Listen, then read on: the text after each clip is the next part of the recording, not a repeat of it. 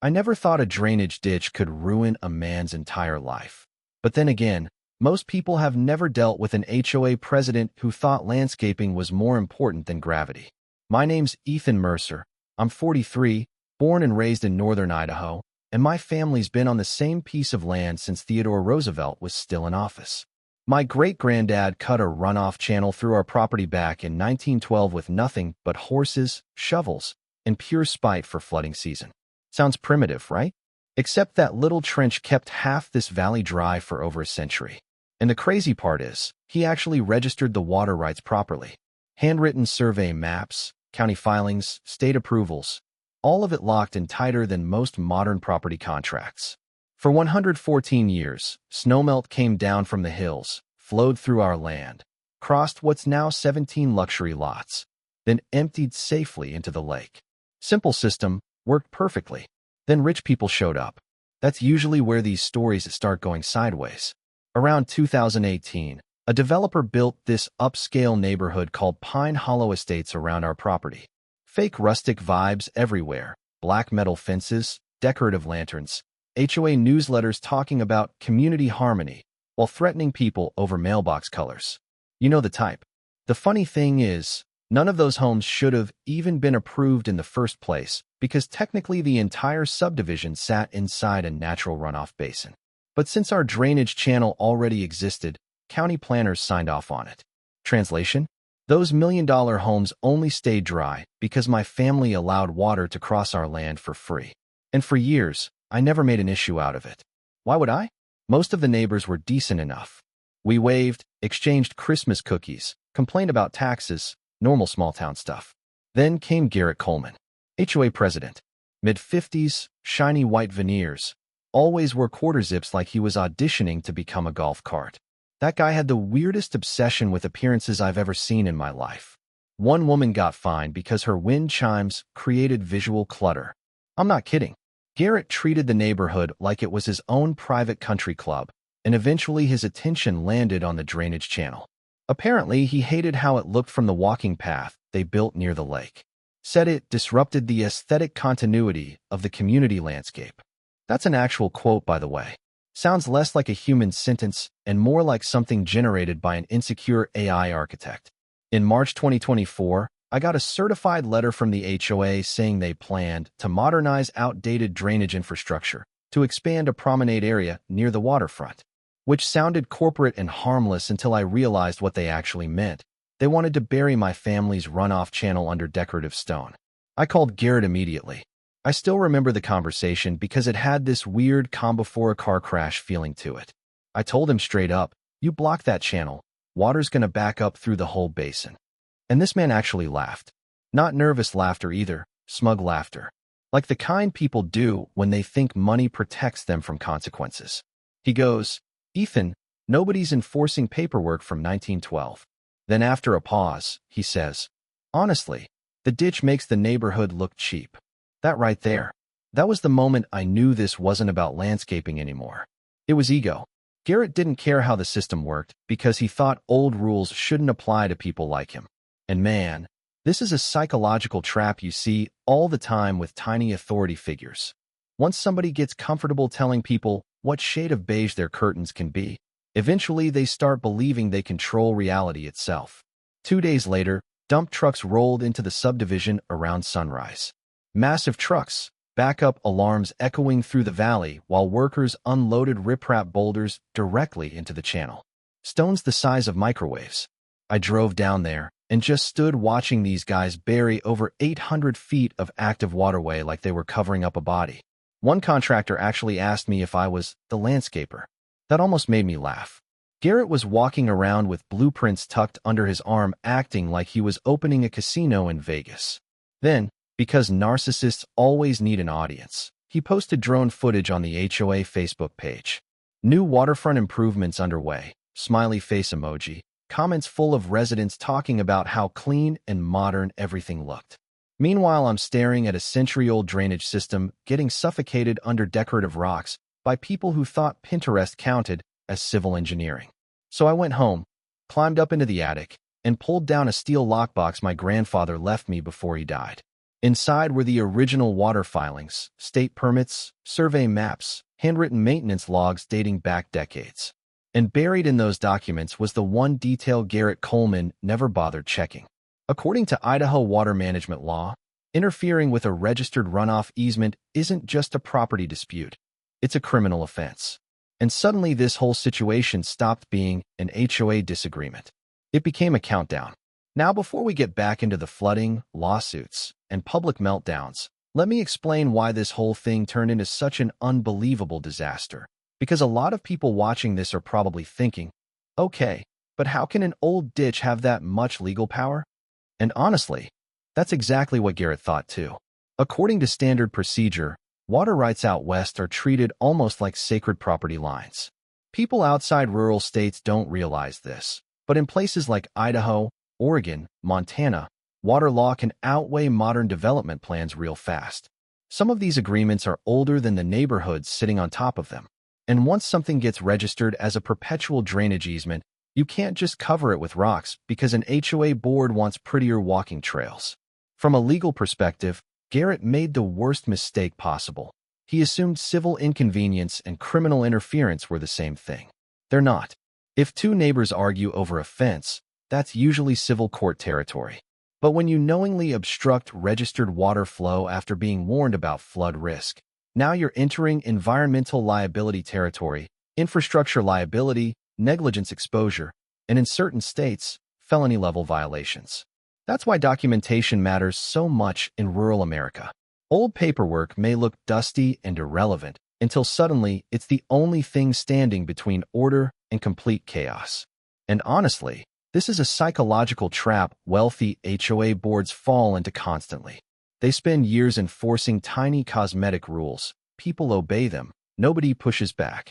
Eventually, they start believing authority equals expertise. It doesn't. Just because somebody can fine you over grass height doesn't mean they understand hydrology, land rights, or state infrastructure law. The lesson here is simple. Nature does not care about aesthetics, and water always remembers where it's supposed to go. The morning after I reviewed those documents, I barely slept. Not because I was scared. Honestly, I was furious. But there's a weird kind of sadness that hits when you realize somebody forced a situation way further than it ever needed to go.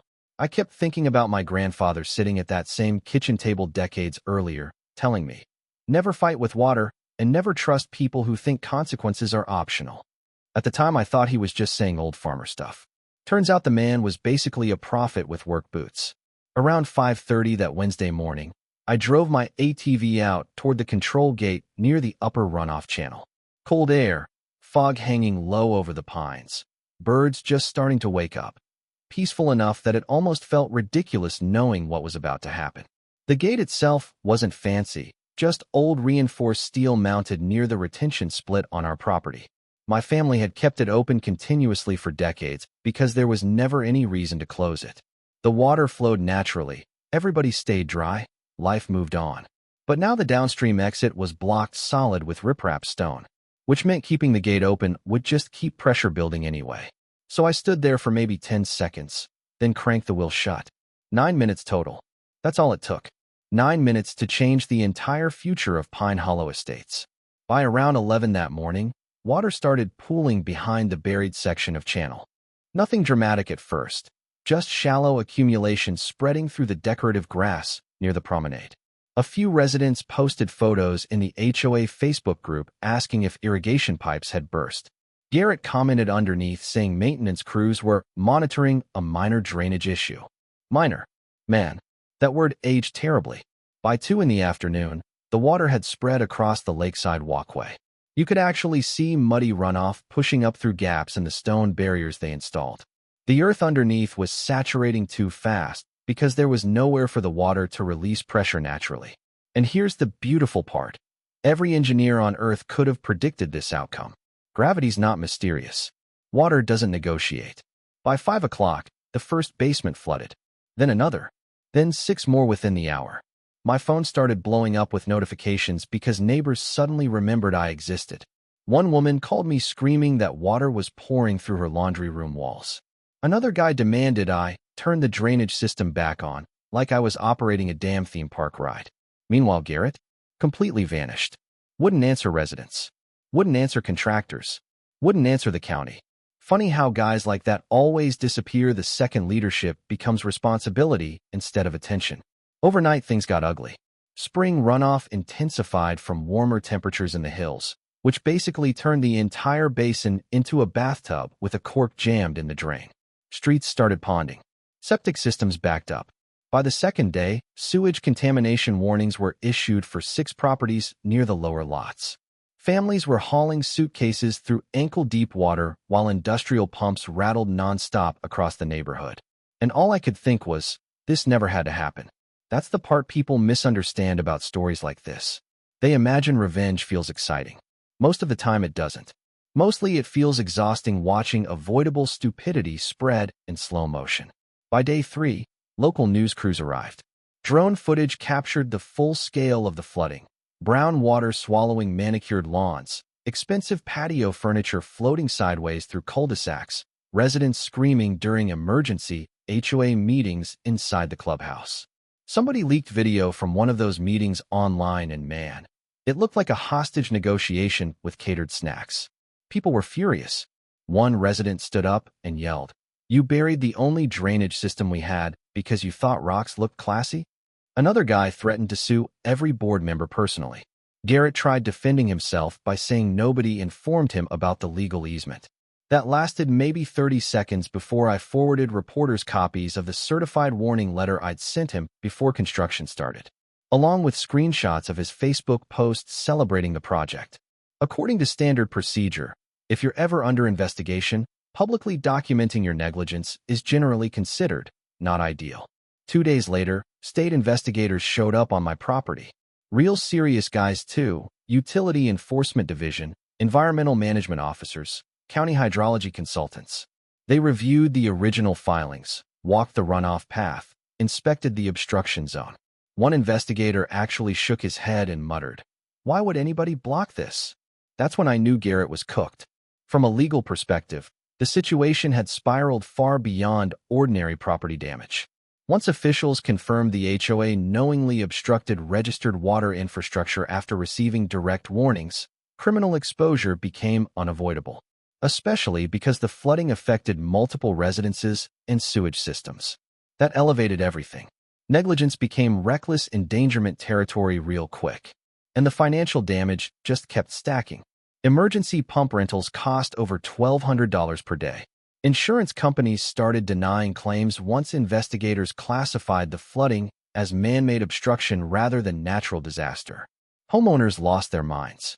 Imagine paying luxury HOA fees only to discover your neighborhood board caused the disaster themselves trying to beautify a drainage ditch. Property values dropped almost immediately after local media coverage exploded online. Realtors started quietly avoiding listings in the subdivision because nobody wanted to buy into an active legal nightmare. Then came the criminal investigation announcement. That was the real turning point. Once residents heard felony charges were being considered against Garrett and 3 other board members, the neighborhood atmosphere changed overnight. Suddenly, everybody who used to praise the waterfront revitalization project started pretending they opposed it from the beginning. Yard signs disappeared. HOA Facebook comments got deleted. One board member literally resigned through email at 2:13 in the morning. Coward hours. About 3 weeks into the mess, Garrett finally called me directly. First time we'd spoken since construction started. And man, his voice sounded different. Smaller somehow, like somebody had vacuum sealed his confidence. He asked if I'd be willing to cooperate in resolving the issue. That phrase right there tells you everything about people like him. When they feel powerful, they give orders. When consequences arrive, suddenly they want cooperation.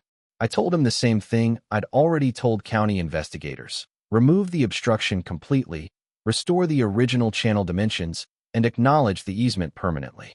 He started talking about compromise, shared responsibility, community healing, all the corporate buzzwords people use when they're desperate to avoid accountability. Then he made the mistake of saying, "Nobody expected this much water." I actually laughed out loud. Brother, the mountain expected it. Gravity expected it. Every farmer within 50 miles expected it. The only people surprised were the ones arrogant enough to think nature needed HOA approval forms. By the second month, Pine Hollow Estates looked like a financially unstable swamp resort. Massive pump hoses crossed sidewalks 24 hours a day. Contractors ripped out landscaping they'd installed weeks earlier. Residents filed lawsuits against the HOA, the construction company, and individual board members simultaneously. One retired couple reportedly lost nearly everything stored in their basement workshop. Another family had black mold spread through 2 floors after delayed remediation approvals. And every single day the channel stayed blocked. Costs kept climbing. 96 days total. That's how long emergency mitigation lasted before the original waterway was finally restored completely. Nearly 4 million gallons redirected manually during that period. The final damage estimates landed just under $2 million. All because one insecure HOA president couldn't tolerate the sight of a drainage ditch near his luxury walking path. Garrett eventually accepted a plea agreement. 18 months suspended sentence, hundreds of community service hours, major restitution payments, probation monitoring, and maybe worst of all for a guy like him, public humiliation. His contractor certification got suspended too, which basically destroyed his business reputation overnight. Residents recalled the entire HOA board within a week of the plea announcement. Honestly, the speed of that betrayal was impressive. People who used to clap for Garrett during meetings suddenly acted like they'd never liked him. That's another psychological reality nobody talks about. Authority built on image collapses instantly once fear replaces admiration. The new HOA board approached me not long after restoration finished. Totally different energy this time. No arrogance. No landscaping speeches. Just exhausted people carrying binders full of invoices and legal bills. They wanted settlement terms guaranteeing continued water access through my property, which technically they'd always had for free before all this insanity started. But things change once somebody forces you into court. So I made my conditions simple. Monthly easement compensation, permanent maintenance funding, retroactive reimbursement for legal costs, and one specific clause written in plain English. If the HOA ever interferes with the runoff channel again without formal approval, I close the upper gate immediately. No grace period. No negotiations. Payments late over 30 days? Gate closes until resolved. They signed everything within 4 days. Didn't even argue. Amazing how cooperative people become after almost drowning in their own ego. A few months later, the subdivision looked normal again. Fresh grass. Rebuilt promenade. Clean drainage flow moving exactly where it had for over a century. But the atmosphere changed permanently. Garrett sold his house at a massive loss and moved out of county not long after sentencing. Last I heard, he was doing roadside cleanup work on weekends through a supervised service program, wearing one of those fluorescent orange safety vests. Which honestly feels poetic in a way I probably shouldn't enjoy this much. And every single month since then, right on schedule, a payment hits my account from Pine Hollow Estates HOA. Never late. Not once. Funny how people suddenly learn to respect old paperwork after water starts coming through their basement walls. Looking back now, the craziest part of this whole story isn't the flooding. It's how avoidable everything was from the very beginning. Nobody had to lose homes. Nobody had to spend months in hotels. Nobody had to get dragged through lawsuits or criminal court. All Garrett had to do was respect something older than his own ego. That's it. But this is what happens when people confuse authority with intelligence. HOA boards are supposed to manage communities, collect dues, maintain common areas, keep neighborhoods functional. Somewhere along the way, some of them start acting like miniature governments run by emotionally insecure hall monitors. And once that mindset takes over, every disagreement becomes personal. Every objection feels like disrespect. Every old rule becomes an inconvenience standing in the way of their vision. According to standard procedure, any major alteration involving drainage, easements, or runoff systems is supposed to trigger environmental review, engineering consultation, county verification, layers of oversight specifically designed to stop disasters exactly like this one. But arrogance has a funny way of making people skip steps they think are beneath them. From a legal perspective, this case became a perfect example of why property law in rural America can get real serious, real fast. People hear ditch and imagine some muddy trench nobody cares about. The state hears registered water infrastructure, and suddenly investigators start showing up with clipboards and felony statutes. That disconnect ruins people all the time. And honestly, This is a psychological trap that goes way beyond HOAs. You see it in workplaces, local politics, even families. Somebody gains a little authority, nobody challenges them for a while, and eventually they stop believing consequences apply to them, until reality shows up like a wrecking ball. The lesson here is simple. Never underestimate old systems you don't fully understand, especially when nature is involved. Water, land, legal easements. These things were often built on generations of trial and error, usually by people a whole lot tougher and smarter than modern developers give them credit for. And maybe the biggest irony of all, my family let that neighborhood use the drainage system for free for years because we believed being a good neighbor mattered more than squeezing every dollar out of people. The HOA turned cooperation into conflict the second they started treating kindness like weakness. That's the part one still think about sometimes. Anyway, I'm curious what you guys think. If you were in my position, would you have closed the gate too? Or would you have tried to save the neighborhood after they buried the channel anyway? Because honestly, I still go back and forth on that one myself.